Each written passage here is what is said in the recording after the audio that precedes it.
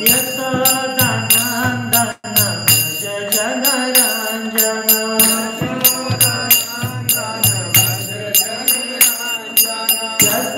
यशोदानन्दन व्रज जनरञ्जन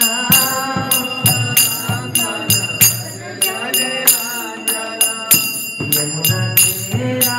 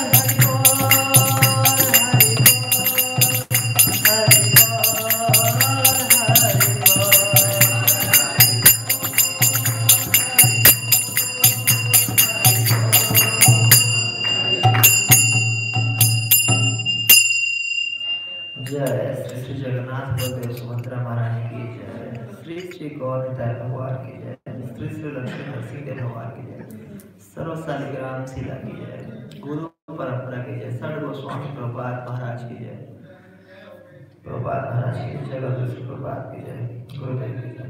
हरे कृष्ण। सही भक्तों का स्वागत है आज के प्रातःकालीन श्रीमद् भागवतम कक्षा में।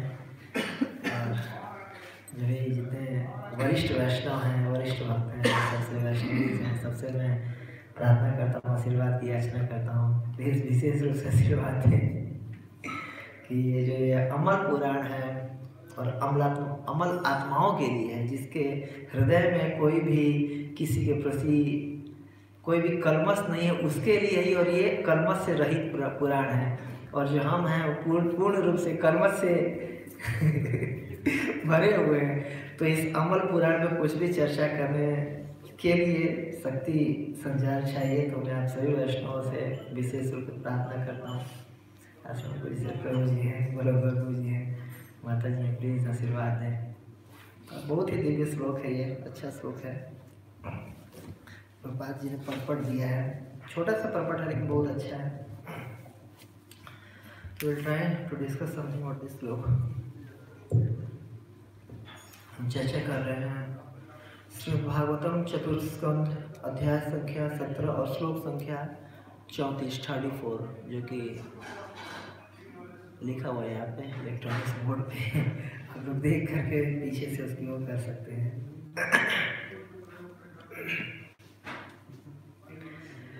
सवै भवान् आत्मविनिर्मितं जगत् भूतेन्द्रियन्तःकरणात्मकं विभो संस्थापयस्यन् अचमां रसातलात् अभ्युजहारम्भस आदिसूकरा सवै भवान् आत्मविनिर्मितं जगत् भूतेन्द्रियन्तःकरणात्मकं विभो संस्थापयस्यन् अचमां रसातलात् अभ्युजहारम्भस आदिसूकराः सवै भवान् आत्मनिवर्तितं जगत् सवै भवान् आत्मविनिर्मितं जगत् भूतेन्द्रियन्तःकरणात्मकं विभो संस्थापयस्यन् अजमां रसातलात् अभ्युजहारम्भस आदिसूकरः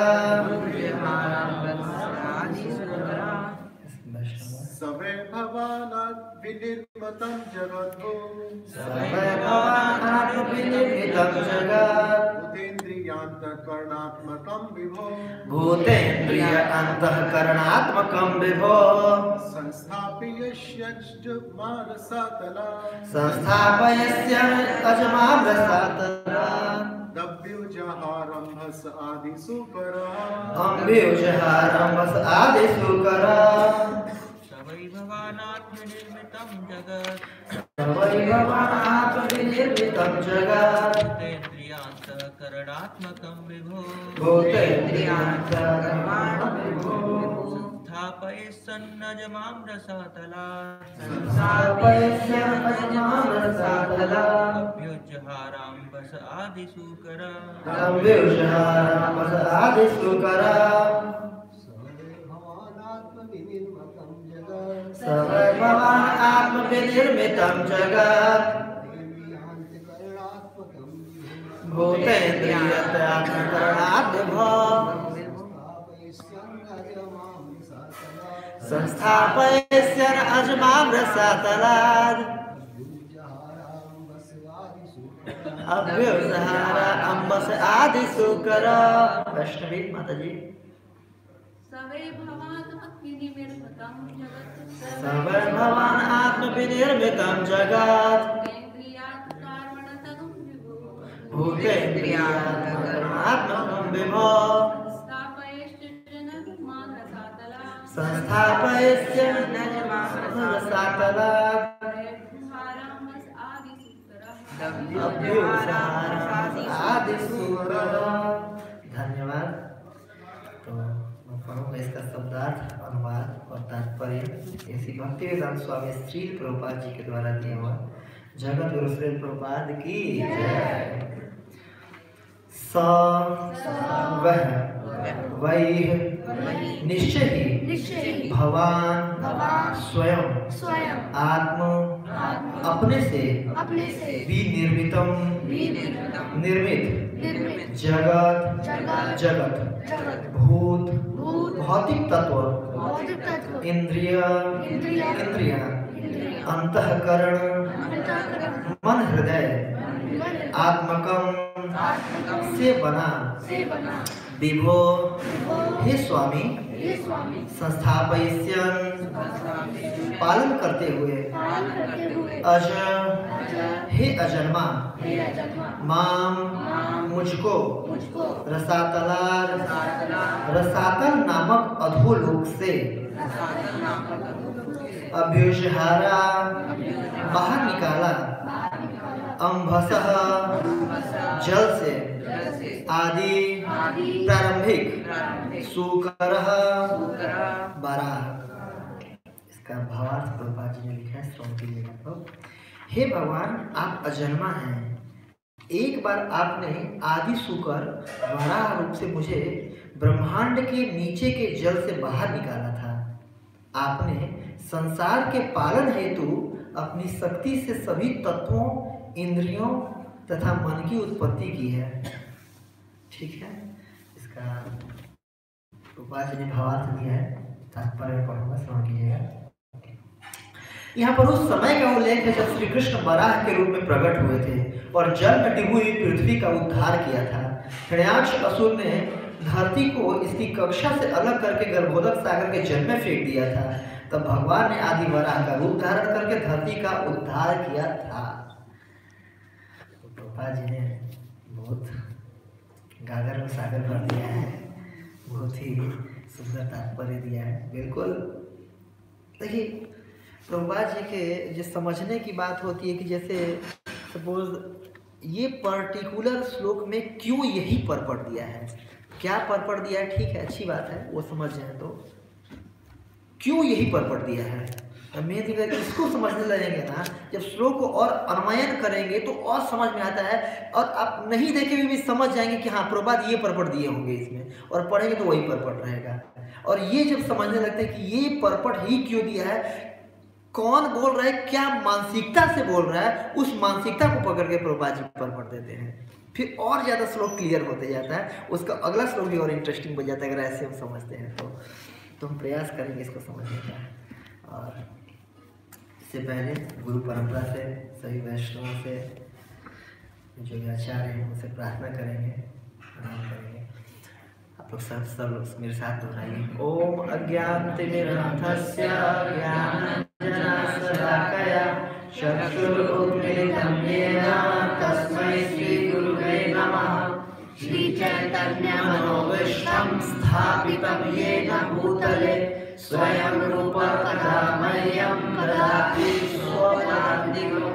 वन्देऽहं श्रीगुरो श्रीयुतापदकमलं श्रीरूपं सारवांश्च श्रीरूपं सागजातं सगणरघुनाथं सप्तजीवं साद्वैतं सावधूतं परिजनसहितं चैतन्यदेवं श्रीराधाकृष्णपादान् सहगणललिता श्रीविशाखान्वितांश्च।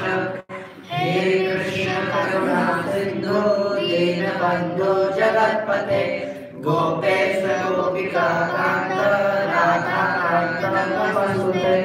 तप्त काञ्चन गौराङ्गे श्रीराधे वृन्दावनेश्वरि वृषभानुसुते देवी प्रणमामि हरिप्रिये। वाञ्छाकल्पतरुभ्यश्च कृपा सिन्धुभ्येव च पतितानां पावनेभ्यो वैष्णवेभ्यो नमो नमः। जय श्री कृष्ण चैतन्य प्रभु नित्यानंद श्री अद्वैत गदाधर श्रीवास हरे कृष्णा कृष्णा कृष्णा हरे हरे, हरे राम राम राम हरे हरे। नमो विष्णुपादाय कृष्ण पृष्ठाय भूतले श्रीमते भक्ति वेदांत स्वामी नामिने नमस्ते सरस्वती देवे गौरवाणी प्रचारिणे निर्विशेष शून्यवादी पाश्चात्य देशकारिणे।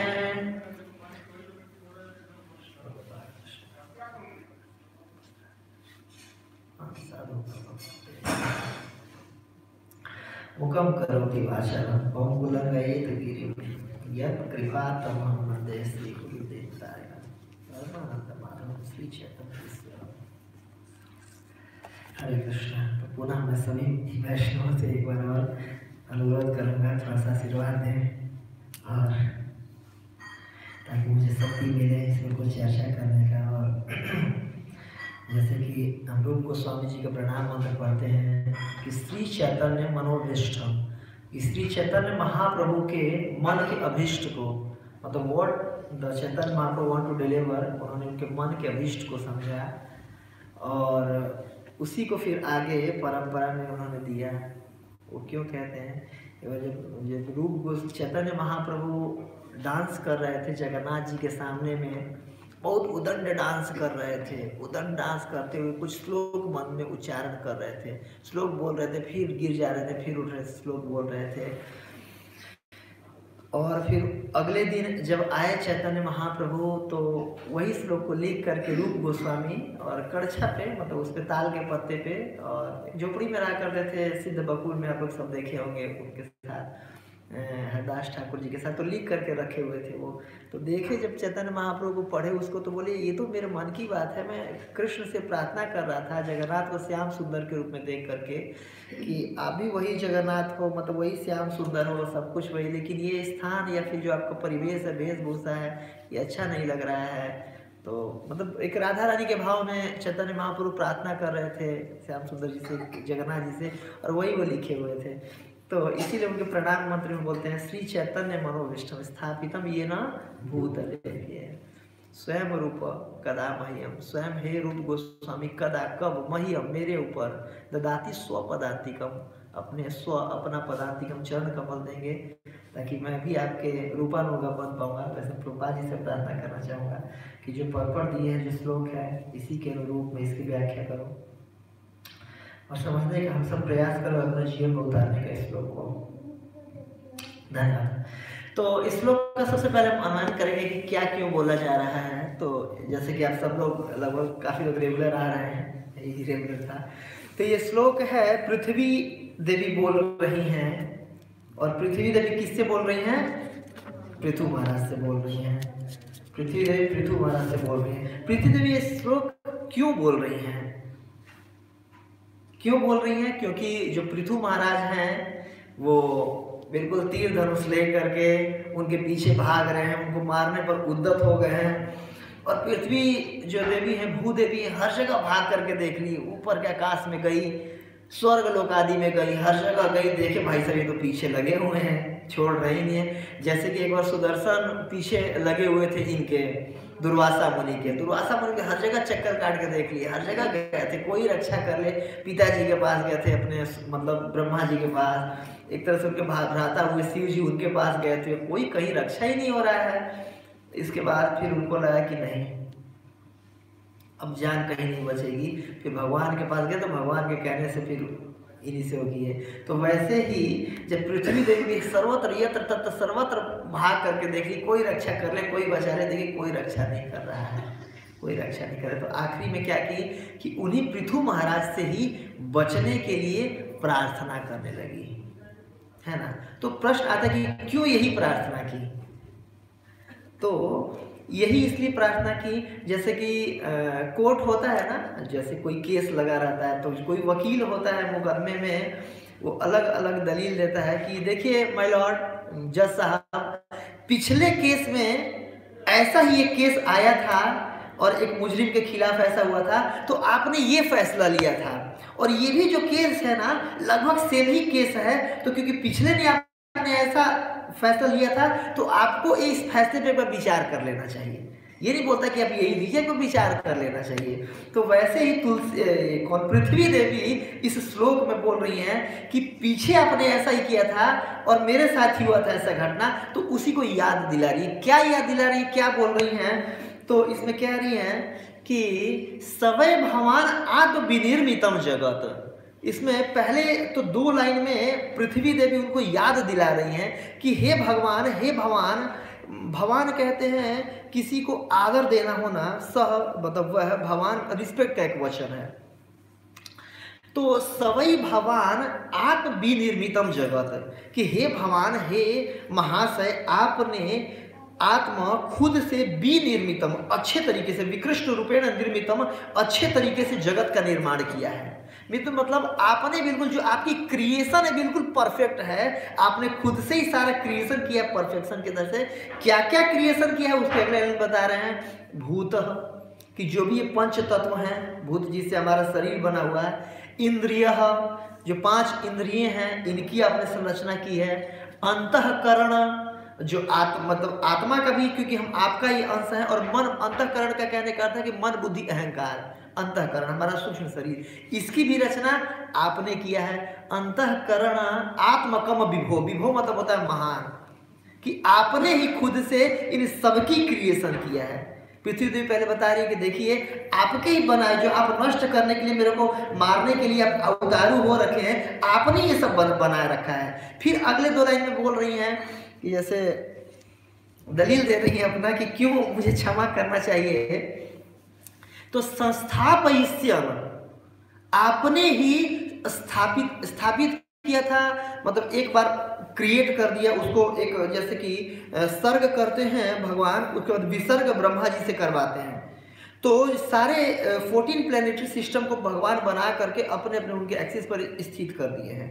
ठीक है, तो उसमें बोल रहे हैं कि संस्थापयिष्यम, आपने दोबारा स्थापित किया। अजह, अजह मतलब हे अजन्मा, आप अजन्मा हैं। अजह मतलब बहुत महत्वपूर्ण यहाँ पर है कि क्यों अजन्मा ही बोली हैं। भगवान को याद दिलाना चाह रही है पृथ्वी देवी कि हे देखो, हे पृथु महाराज, देखिए आप भगवान के अवतार हैं और आप अजन्मा है, आपको कोई जरूरत नहीं है इन चीजों का करने का, आप अजह हैं। अजह होते हुए भी संस्थापयिष्यन, आपने स्थापित किया था।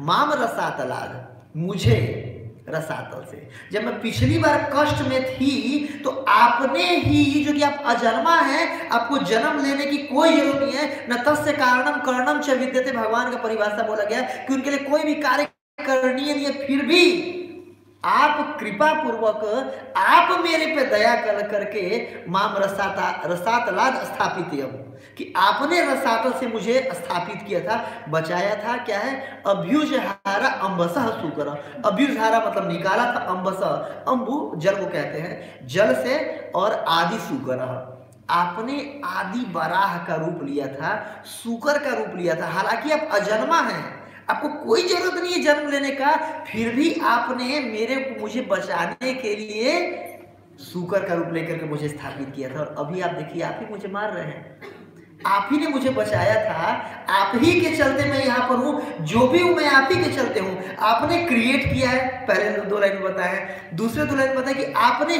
क्रिएशन भी किया, जब भी मेरे पे दिक्कत आया आपने ही बचाया, और अभी देखिए आप ही मार रहे हैं। ये कहाँ का अच्छा चीज़ है ना? मतलब कि उनके हृदय में एक उद्गार जगाना चाह रही है, अपने प्रति दयालुता जगाना चाह रही है, और बहुत अच्छा तर्क दे रही है। और बात भी सही है कि भाई आप ही क्रिएटर हैं, आप ही मेंटेनर हैं, और आप ही मतलब मार रहे हैं मुझे। ये तो ऐसा हो गया जैसे कि कोई मतलब एक वैसा एग्जाम्पल है, बकरीद का त्यौहार आता है तो कई जैसे जन समुदाय हैं, वो एक बकरे को खरीद के लाते हैं, बकरे को पालते हैं और बहुत अच्छे से केयर करते हैं। बहुत जैसे घर में बच्चे को केयर किया जाता है वैसे केयर करते हैं, 10 दिन 15 दिन 20 दिन, और बकरे का इतना ट्रस्ट डेवलप हो जाता है कि उनके बुलाने में इतना अच्छा चीज़ खिला देते हैं कि उनके बुलाने मात्र से बकरा उनके पीछे घूमने लगता है, आने लगता है, और फिर जब समय आता है तो उसी को काट देते हैं। तो ये अच्छा चीज़ नहीं है, तो कसाई वाला काम है। तो ये पृथ्वी देवी कह रही है कि देखिए आपने बनाया, अब मारना ही तो बनाया क्यों, और आपने ही मेंटेन किया। जय जगन्नाथ बलदेव सुभद्रा महारानी की जय, गौरता लक्ष्मी नरसिंहदेव भगवान की जय। देखिए भगवान प्रकट हो गया बनाने के लिए, मेंटेन करने के लिए। जब देखिए पृथ्वी देवी ये कहना चाह रही कि जब मारना ही था, मुझे नष्ट ही करना था, तो आपने बनाया क्यों पहली बार तो? और चलिए बना भी दिया, अगर नष्ट ही करना था, मारना था, तो आपने कई बार रक्षा किया है भाई। आपने बनाया, आपने रक्षा भी किया है। अगर मारना ही था तो रक्षा क्यों किया था? और जब रक्षा कर दिए तो अभी क्यों मार रहे हैं? ये पृथ्वी देवी का उद्गार है, ये कहना चाह रही है श्लोक के माध्यम से। और ऐसा ही हम वैदिक शास्त्रों में देखेंगे, कई जगह पर आता है। और मेनली देखिए पृथ्वी देवी का एक इससे ये भी समझ में आ रहा है इस श्लोक से, डैट ग्रेटफुलनेस, कृतज्ञता की भावना। और कृतज्ञता की भावना बहुत इंपॉर्टेंट है हमारे जीवन में, बहुत इंपॉर्टेंट है। कई बार हम सुने हैं कि लोग कह देते हैं कि आपने मुझे आज तक मेरे लिए किया ही क्या है। अब भाई अब कई बार हम ये भी बेटे कह देते हैं पिताजी को कि आपने मुझे आज तक किया ही क्या। अरे पैदा कर दिए, वही अपने आप में तुम्हारे लिए करना हो गया है कि नहीं? आज के डेट में देखिए इतना वो हो जाता है, गर्भ में ही गर्भपात कर दिया जाता है। पैदा कर देना अपने आप में ही बच्चे के लिए उपकार है कि हाँ भाई माँ बाप ने उसको जन्म दिया, आने दिया। और कई लोग आप लोग भी सुने होंगे घर परिवार में कि आपने मेरे लिए किया ही क्या है। ये देखिए अनग्रेटफुलनेस है, ऐसा में नहीं करना चाहिए। अगर किसी के प्रति भी हम ग्रेटफुल रहते हैं ना, तो वो सामने वाला व्यक्ति भी ये लगता है कि देखिए मैं इनके लिए जो भी आज तक किया हूँ, इसका इनके मन में एक ये है कि हाँ इसका कि मेरे किए हुए कार्य को ये वो दे रहे हैं, तवज्जो दे रहे हैं कि हाँ जी इन्होंने मेरे लिए कुछ किया है। ग्रेटफुलनेस होना चाहिए। और जब भी हम जैसे भगवान के किसी भी चीज़ के लिए प्रति अगर ग्रेटफुल रहते हैं तो भगवान की और कृपा मिलती है। जैसे कि एक मुझे ऐसे उदाहरण याद आ रहा है, अभी हम लोग गए हुए थे लखनऊ में डिस्ट्रीब्यूशन करने के लिए। तो जो भी राष्ट्रीय स्वयंसेवक वाले या फिर हिंदू वाहिनी या फिर आरएसएस की जैसे बड़ी बड़ी गाड़ियाँ आती थी कोई जाने वाले, और या फिर नेता होते थे बीजेपी वगैरह किसी के भी, तो उनको पुस्तक दिखाते थे, देखिए आप भगवद गीता कीजिए और कुछ स्पॉन्सर कीजिए, बांटने के लिए कुछ दान दे करके जाइए। तो उनको फिर हम लोग ऐसे बोलते थे, देखिए आप नहीं करेंगे तो और कौन करेगा, आप ही लोगों की मदद से तो हो रहा है। तो उनको भी लगता था देखो यार से बात सही है, हम लोग कर रहे हैं, मतलब उनको ईगो पे आ जाता था कि हम कर रहे हैं तभी इनका किताब बढ़ रहा है। तो कुछ ना कुछ अच्छा रिस्पॉन्स आता था, कुछ पैसे दे के जाते थे या किताब लेके जाते थे, कार्टन ही लेते, ठीक है बात सही है भाई, हम लोग कर रहे हैं तभी तो देश को चलाने में या हिंदू को वो करने में या सनातन धर्म के प्रचार करने में हमारा ही तो पूरा हाथ है। तो उनको एक लगता था कि हाँ देखो हम सनातन धर्म का क्योंकि हम प्रचार कर रहे हैं, रक्षा कर रहे हैं, तो ये लोग हमारे प्रति ग्रेटफुल हैं, तो और खुश होकर लेके जाते थे गीता। तो वैसे ही यहाँ पर पृथ्वी देवी कह रही हैं उनसे कि देखिए आपने मुझे बनाया और आपने मेरी रक्षा किया है। और ऐसे नहीं हवा बोल रही है, एग्जैक्टली बता रही है कि कब आपने, ऐसे मतलब कि होता ना किसी को बस स्क्रिप्ट लगाया जा रहा है, ऐसा नहीं बताया कि आप आदि, आप भले की अजन्मा है फिर भी आप आदि सूकर के रूप में आकर के और मेरा रक्षा किया। भगवान 2 बार सूकर रूप में आए हैं पृथ्वी देवी की रक्षा करने के लिए। एक बार जब स्वयंभू मनु के समय में जब शुरुआत हुआ था क्रिएशन का, तो ब्रह्मा जी अपने शरीर से दाएं और बाएं भाग से उत्पन्न करते हैं, मनु महाराज को मन से उत्पन्न करते हैं अपने शरीर को, और शत्रुपा महारानी को उत्पन्न करते हैं और बोलते हैं ठीक है बेटा जाकर क्रिएशन करो। तो चले जाते हैं, ठीक है क्रिएशन करने, तुम्हें मैं भूलोक दिया हूँ, ये भूलोक का ये प्लेनेटरी सिस्टम है, तुम जाके अब क्रिएशन करो। तो आए स्वयंभू मनु ढूंढे पृथ्वी को कि जाऊँ भाई क्रिएशन शुरू करूँ। तो पूरा ढूंढ ढांढ के चक्कर लगा करके गए। इसके बाद फिर ब्रह्मा जी के पास गए, दोबारा पहुंचे, बोले कि पिताजी आपने मुझे कहा है क्रिएशन करने के लिए, ठीक है क्रिएशन तो मैं करूँ कहाँ, आपने मुझे भूलोक पृथ्वी दिया था, पृथ्वी तो दिख ही नहीं रही कहीं। तो ब्रह्मा जी को लगा अच्छा पृथ्वी कैसे नहीं दिखेगी भाई, मैंने बना के वहीं पर स्थित किया था। फिर ब्रह्मा जी मनन करके मेडिटेशन करके देखे कि पृथ्वी कहाँ गई, तो देखे तो पृथ्वी अपने कक्षा में है ही नहीं। अब ब्रह्मा जी को भी नहीं समझ में आ रहा है कि ब्रह्मा कहाँ गई पृथ्वी। ब्रह्मा जी भी सोच रहे हैं कि पृथ्वी कहाँ गई, भाई सही बात है क्रिएशन होना है, जनमानस को जन्म लेना है उसी पे। तभी सोच मेडिटेशन ही कर रहे थे, तब तक अचानक से जोर से छींक आई उनको, और छींक आई तो नाक से, जैसे हम जब छींकते तो कई सारे बैक्टीरिया निकल जाते हैं ना, वैसे ब्रह्मा जी के भी नाक से एक अंगुष्ठ के अग्रभाग, मतलब अंगूठा ये हुआ तो इसका अग्रभाग ये हुआ, इतना छोटा कुछ निकल गया जीव। तो जीव निकला तो ब्रह्मा जी को आश्चर्य हुआ, कौन क्या निकल गया अचानक से मेरे नाक से। देखा कि जीव धीरे धीरे बड़ा होते जा रहा, और इतना बड़ा हो गया, इतना बड़ा जीव हो गया कि मतलब पूरा ऊपर के लोगों को अपने शरीर से ढक लिया। फिर उनको समझ में आया कि नहीं, साधारण जीव नहीं हो सकता है, भगवान होते हैं ये। इसके बाद वो फिर बिल्कुल गए, गर्भोदक सागर में डुबकी लगाए और फिर पृथ्वी को बाहर निकाल करके अपने एक्सिस पर स्थित कर दिया। इसके बाद सब लोग प्रार्थना किए, भगवान अप्रकट हुए। दोबारा 6वें मनवंतर में चाक्षुष मनु, ये इससे पहले वाला जो स्वयंभू मनु, इससे पहले वाले चाक्षुष मनु में दीति और कश्यप के जो पुत्र थे, बड़े बेटे हिरण्याक्ष महाराज। तो हिरण्याक्ष क्या बोलते हैं, हिरण्यकश्यप और हिरण्याक्ष है ना। हिरण्य मतलब होता है सोना और हिरण्याक्ष स्मगलर, तो ये लोग सोने के वो थे, स्मगलर थे। तो हिरण्य मतलब सोना होता है। तो पृथ्वी को कि सारा खनिज संपदा इसे चुराऊंगा, ले जाकर रसातल में अपने उसमें छुपा दिए थे हिरण्याक्ष महाराज ने।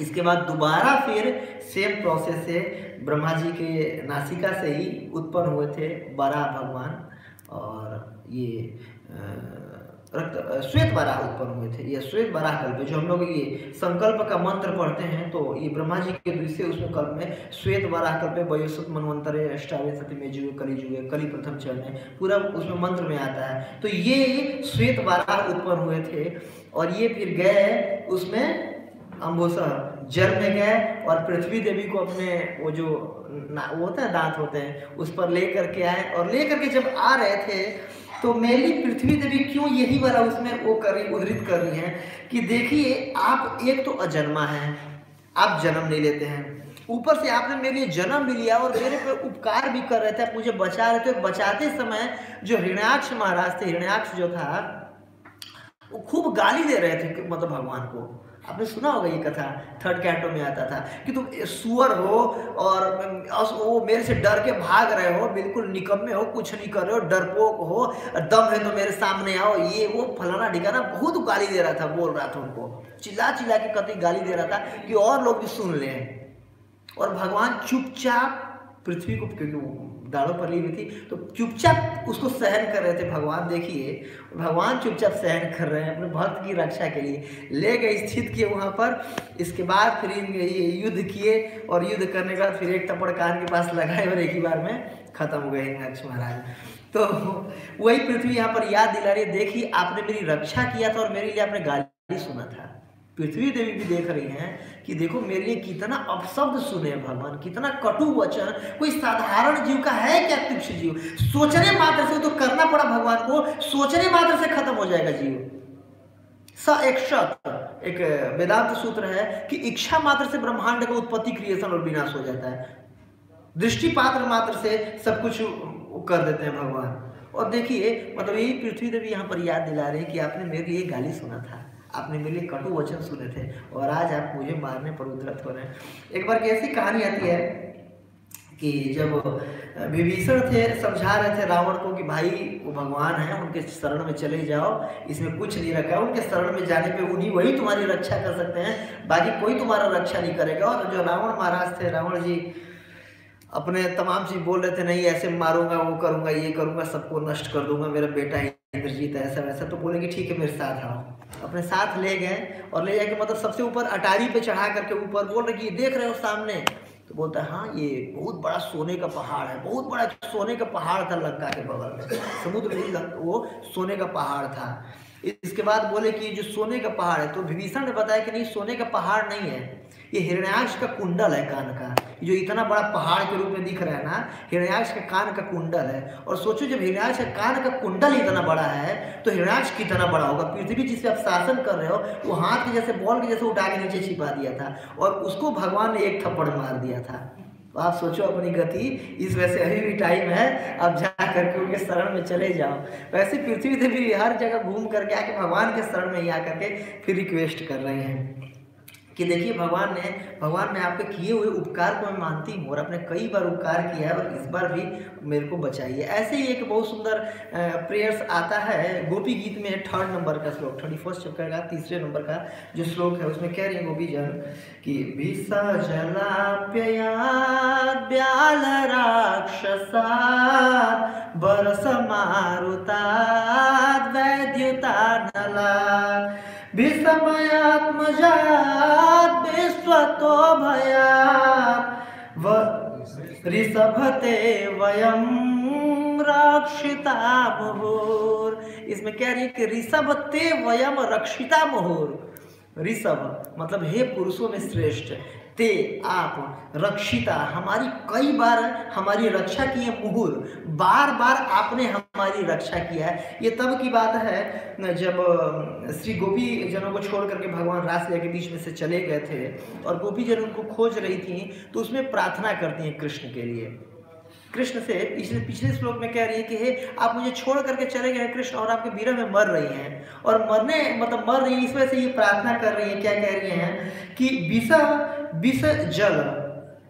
विष जल मतलब कालिया जो कि पूरे जल को विषैला कर दिया था, उससे आपने मुझे बचाया था, मतलब हमें बचाया था विष के जल से, मतलब कालिया के जल से, या फिर कह सकते हैं विषैले जल से, कालिया के द्वारा किए हुए विषैले जल से आपने हमारी रक्षा की थी।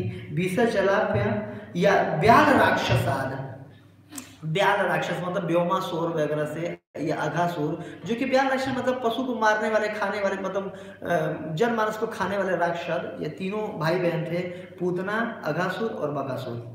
तो इन व्याल राक्षसाद, इनसे आपने हमारी रक्षा की है। गिना रही है कि देखिए ऐसा नहीं है कि हम बहुत आपके प्रति कृतज्ञ हैं, हम आपके प्रति कृतज्ञ हैं, आपने जो बार बार मुहुर बार बार हमारी रक्षा किया है, और देखिए आज क्या कर रहे हैं, आप ही हमें मार रहे हैं। सेम है कि आपने कई दृष्टांत देती है कि देखिए यहाँ रक्षा किया, यहाँ रक्षा किया, यहाँ रक्षा किया, यहाँ रक्षा किया, और आप ही मुझे अभी अलग करके खुद से विरह की अग्नि में जला रहे हैं, मार रहे हैं। क्या कह रही है, विष जलापयाद व्याल राक्षसाद, और वर्षा से, जो इंद्र खूब तेज वर्षा कर रहे थे, तो वर्षा से आपने तो रक्षा किया, नहीं तो आपने अगर रक्षा नहीं किया होता तो हमारा क्या, पानी में डूब के मर जाते, क्योंकि इंद्र वर्षा करते। वर्ष मारुताद और वैद्युताद अनलाद, अनल जैसे कि अनल अग्नि को कहते हैं, जो अग्नि तुल्य वो कर रहे थे, झंझावात क्रिएट कर रहे थे, वज्र चला रहे थे, तो उससे भी आपने रक्षा किया था। और इसमें उससे जो चक्रवात के रूप में आया था, कौन, तृणावती है, तृणावत से भी आपने हमारा रक्षा किया है। और आगे कह रही है वृषभ, जो बैल वृषभ के रूप में 2 बार आया था, एक तो बैल के रूप में और एक उनके खेल में भी शामिल हो गया था, उन दोनों बार आपने हमारी रक्षा की है। या फिर वृषभ कहने का वो है वृषभ आत्ममय, आत्मजात, मय दानव के आत्मज पुत्र से भी विश्वतो भयात आपने हमारी रक्षा की है। मतलब कहने का तात्पर्य है कि गोपीजन गिना रही हैं कि देखिए आपके चलते ही हम लोग जीवित हैं, हमारे जीवन का जो कारण है एकमात्र आप हैं। और दृष्टांत दे रही है, देखिए अगर सारे लोग मारे जा चुके थे वहाँ पर, जो पानी जहरीला पी लिया था हमने, जो गाय मारी जा चुकी थी, गोप सखा लोग मारे जा चुके थे, और वो मर जाती तो उनके विरह में लोग मर जाती, मतलब एक तरह से आपने हमारी रक्षा की, इंद्र के उससे रक्षा की, और व्याल राक्षस अघासुर के मुख में चले गए थे। और विश्वनाथ ठाकुर तो ये लिख रहे हैं कि मुख में सारे 2 जगह पे दृष्टिपात करके जिंदा किया है। एक पहले नंबर पे विष से, कालिया के विष से पीते ही सब लोग मर चुके थे, और दूसरा अजगर के मुंह में जाकर के मर चुके थे, भगवान ने दृष्टिपात से जिंदा किया। देखिए आपने हमें बार बार मुहुर बार बार हमें बचाया है, और अभी क्या कर रहे हैं, आप ही हमें मार रहे हैं विरह के लिए। वैसे ही बोल रही हैं पृथ्वी देवी, देखिए आपने ही मुझे बचाया है, मैं तो रसातल में डूब कर खत्म हो चुकी थी, आपने मुझे, आप आदि हैं, आप जन्म नहीं लेने वाले हैं, फिर भी देखिए कितना आपका मेरे प्रति प्रेम है। ये प्रेम को जता रही है पृथ्वी देवी कि आपने सूकर के रूप में एक निकृष्ट योनि में मेरे चलते उत्पन्न हो गया, जन्म ले लिए, या फिर और जन्म तो नहीं कह सकते, अवतरित तो हो गए, और आप मुझे बचाए और आप ही भी मार रहे हैं। गोपी जन भी वही कर रही है। और एक और दृष्टांत आता है, जब भगवान श्री कृष्ण जा रहे होते हैं द्वारका को, मथुरा से या फिर कह सकते हैं हस्तिनापुर से द्वारका को जब जा रहे होते हैं, तो कुंती महारानी भी यही प्रार्थना करती हैं।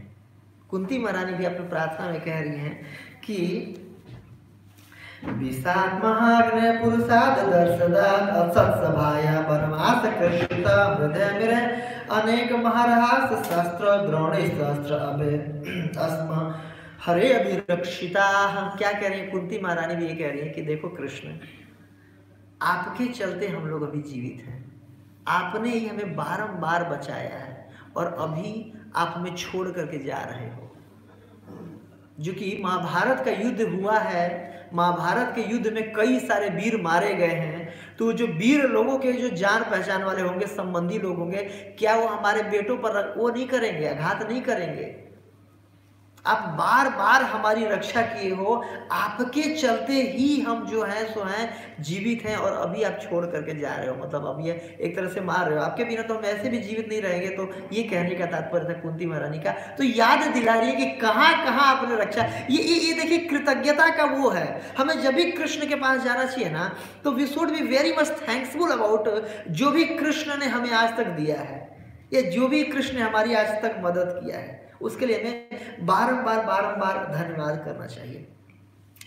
और हम क्लास में एक छोटा सा एक्सरसाइज भी करेंगे यार, जो गिव्स मतलब कि भगवान जो भी आज तक या जो भी जिसका भी हमारे जीवन में उपकार है। और देखिए किसी को भी अगर हम प्रेम से कहते हैं कि देखिए आपके चलते आपने मेरी ये मदद की, या आपके चलते जो मेरा ये मदद हुआ, ये मेरा काम बना, या आपने मुझे बनाया, तो सामने वाले व्यक्ति को भी खुशी होती है कि देखो जो भी मैंने प्रयास किया, मेरे इस प्रयास के प्रति सामने वाला व्यक्ति कृतज्ञ है कि नहीं? अच्छा लगता है सुनने में भी, और उस व्यक्ति को भी लगता है कि हाँ मुझे और जब आगे भी जरूरत पड़ेगी तो मैं इनकी रक्षा करूंगा या फिर इनकी मैं मदद करूंगा। ये एक सद्भावना व्यक्ति के मन में आ जाता है कि देखो ये जो भी मेरा मेहनत है उसके प्रति अच्छा भाव इसके मन में, तो कृतज्ञता, ये हमारे अंदर कृतज्ञता का भाव होना चाहिए। और भगवद गीता के बारे में ध्यान, भगवान जो वो अच्छे गुणों को बता रहे हैं उसमें कृतज्ञता ही बोल रहे हैं कि एक सात्विक गुण है, इसको अपने अंदर डेवलप करना चाहिए। तो क्या कह रही हैं कि विष से रक्षा किया। कैसे विष से रक्षा किया? हमारे बड़े से एक छोटे वाले बेटे भीम को विष पिला दिया गया था। जो सारी इनकी पलटन थी, पार्टी थी इनकी दुर्योधन की, ये क्या सोचे थे कि बस खीर तो बहुत पसंद है भीम को, पूरा इनवाइट करते हैं, आओ भीम भर पेट आज तुम्हें खीर पिलाएंगे बिल्कुल। अब बाकायदे अच्छे से बिल्कुल काजू किशमिश डाल करके खीर बना के रखते हैं और उसी में ही जहर डाल करके दे देते हैं बस। और भीम भी बस कई घड़ा पी जाते हैं बिल्कुल कतई।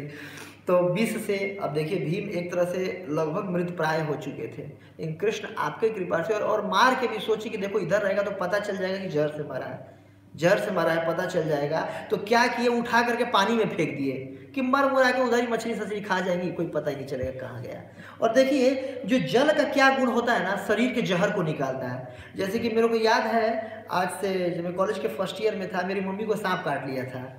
तो हुआ क्या, एक बक्सर करके बिहार में एक जगह है, तो वहाँ पर उनको ले गए, कुछ जड़ी पिलाया गया। इसके बाद दिन भर उनको ठंडा पानी से, उनको ये था कि मुंह में पानी नहीं जाना चाहिए और पानी ऊपर से डाला जाता है सर पे, शरीर, ताकि इतना ज़्यादा पानी डाला जाता है, मतलब 50 सैकड़ों बाल्टी पानी डाला जाता है। और पानी के प्रभाव से बाहर से बस शीतल किया जाता है शरीर को, तो अंदर से फिर विष बाहर निकल आता है। ये विष को निकालने का वो है, जैसे कि कोई भी आप लोग यही तरीका है विष निकालने का। अभी तो एंटी वो दे देते हैं कि कोई भी इंजेक्शन का एंटी इंजेक्शन देते हैं मतलब, बट ये भी एक वैदिक तरीका था। तो और ठीक हो गई थी। तो भीम को क्या कि उन्होंने पानी में फेंक दिया, और पानी का क्या गुण है, विष को निकालता है। तो कौन उनको बुद्धि दिया पानी में फेंकने का? भगवान ने बुद्धि दिया। तो वही कुंती महारानी यहाँ पर प्रार्थना करी है कि विषाद, आपने विष से मेरे बेटे का जो रक्षा हुआ। नीचे वो अलग बात है, गए तो सांप लोगों ने डस लिया, तो सांप जब डसे तो पहले ही वो था विष था, इन्होंने विष दिया तो एंटी होकर के ऐसे खत्म हो गया। फिर नीचे से और पी करके आए, अमृत और बलवान हो गया है, 10 घड़ा पी गए थे। तो और महाअग्नि कब, जब इनको भेजा गया लक्ष्य भवन कि आप लोग बहुत अभी राज्य में रहते हुए यहाँ पर बहुत परेशान हो गए होंगे, तो आपके लिए जंगल में ना आपको विहार करने के लिए एक बहुत सुंदर लाख का, मतलब कि लाख वो होता है ना, कूस का, लकड़ी का बहुत अच्छा महल बनाया गया।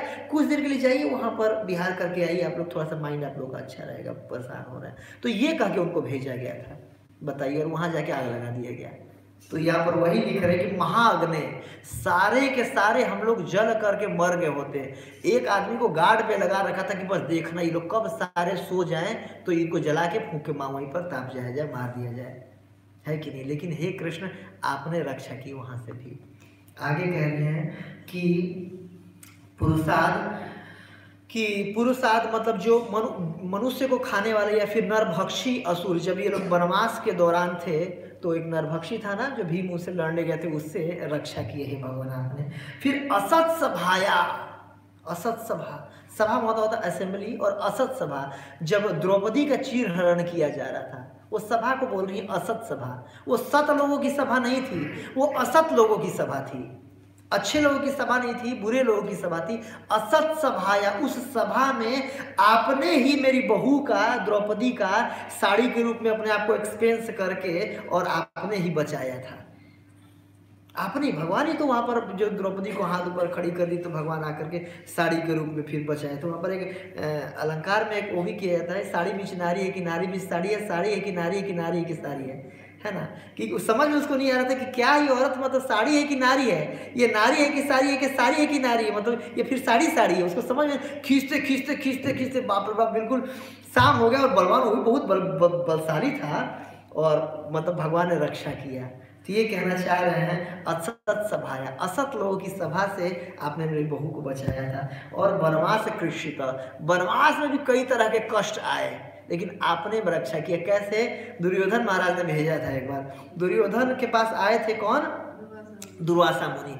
अच्छे तरीके से खूब खातिरदारी किया, बनाया, खिलाया, पैर और दबाया, चरण और बिल्कुल खुश हो गए। बोले बेटा बहुत तुम्हारे बहुत प्रसन्न हो तुम्हारे रख रखाव से, उससे मांगो क्या मांगते हो, दिल खोज करके। और दुर्वासा मुनि बहुत तुरंत वरदान देते हैं, तुरंत श्राप दे देते हैं, फेमस है कि नहीं। और वरदान के रूप में क्या मांगा कि देखिए आप कितने कृपालु हैं मेरे पे, जैसे आपने मेरे साथ कृपा किया मेरे ऊपर, तो मेरे भाई लोग भी वन में रह रहे हैं, उनके ऊपर भी जरा जाके कृपा कर दीजिए। अपने सारे लोग 10,000 लोगों के साथ जाइए, उन पर भी कृपा कराइए। और उसको पता था कि जाएंगे और जाएंगे, उनके पास तो कुछ है नहीं, बिल्कुल भिखारी है एक तरह से, और इनके 10,000 लोगों को तो खिला पाएंगे नहीं, और खिला पाएंगे नहीं तो क्या करेंगे, ये गुस्सा हो जाएंगे, गुस्सा होकर श्राप दे देंगे, बस हमें कुछ करना ही पड़ेगा, इन्हीं के श्राप के भस्म होकर मर जाएंगे सारे के सारे।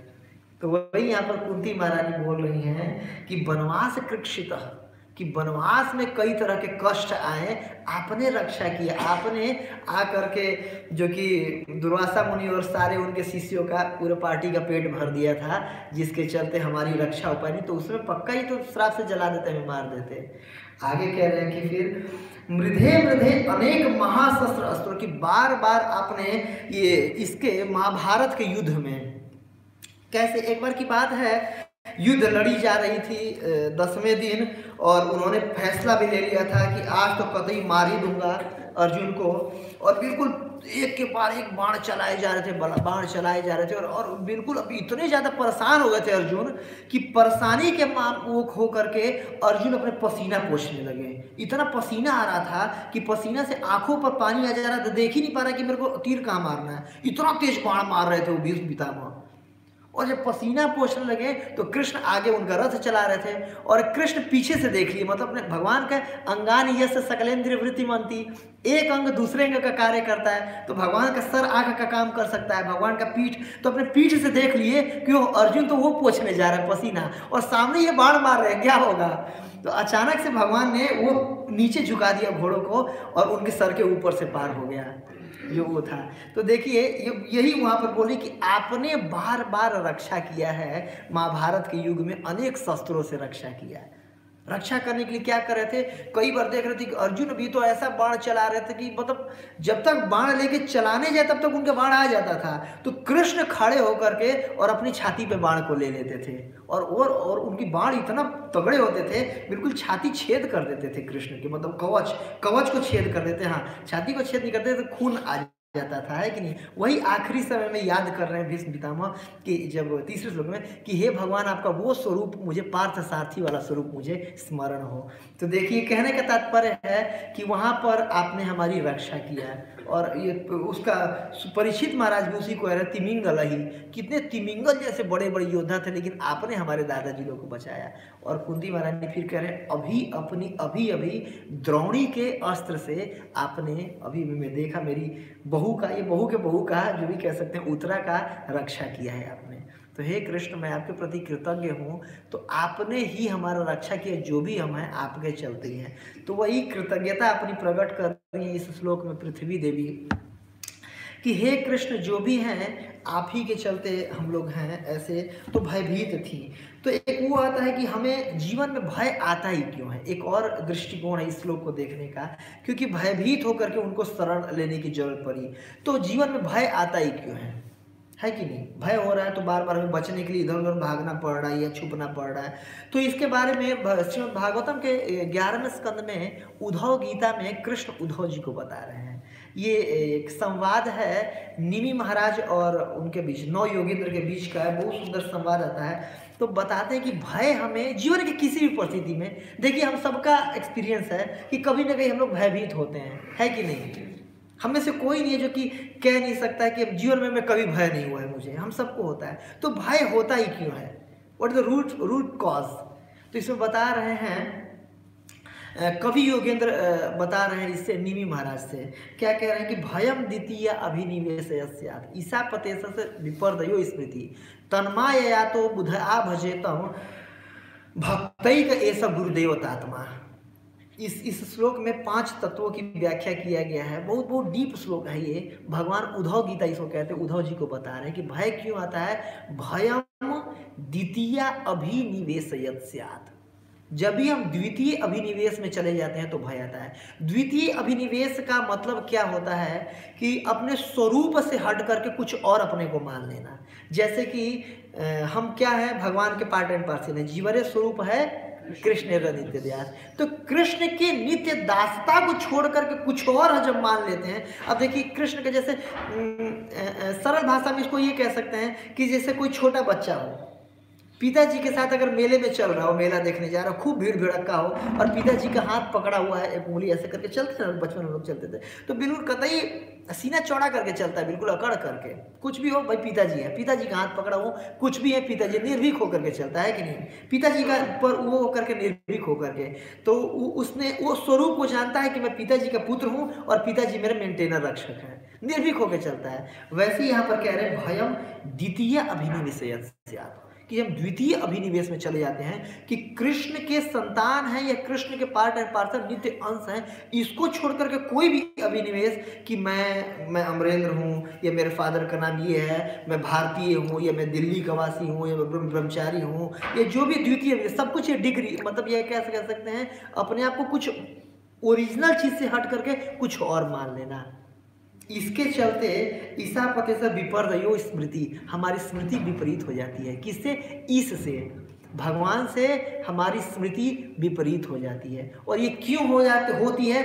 तन्माया, तो भगवान तन आपकी माया के चलते।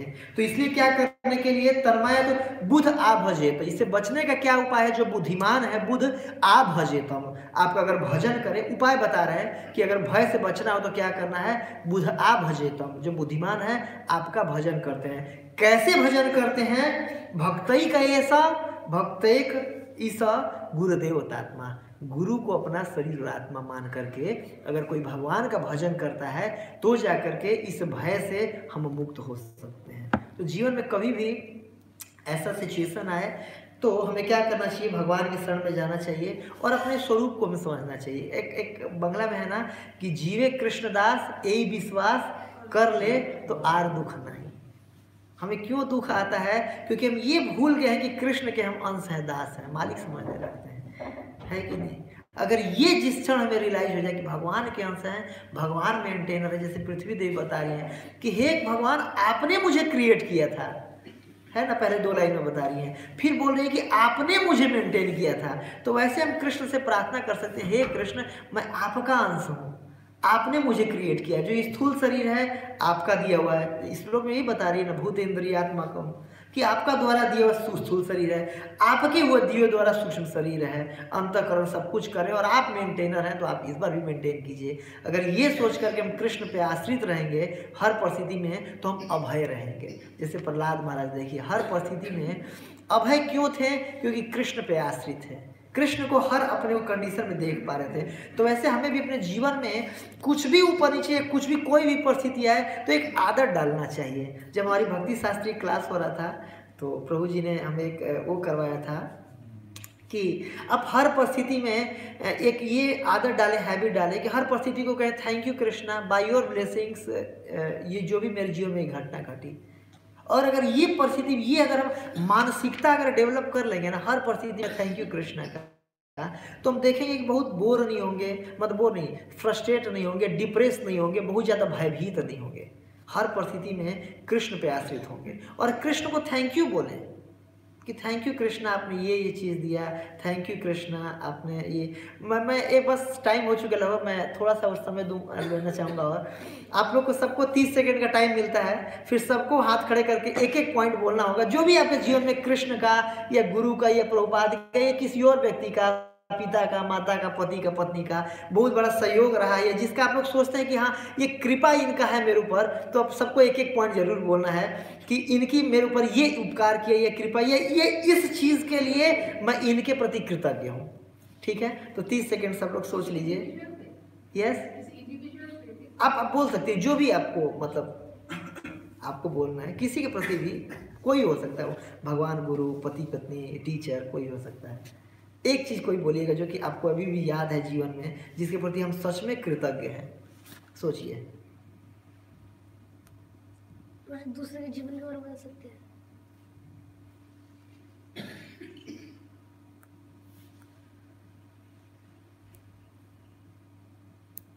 ठीक है, धन्यवाद। कौन शुरू करना चाहेंगे? यस प्रभु जी।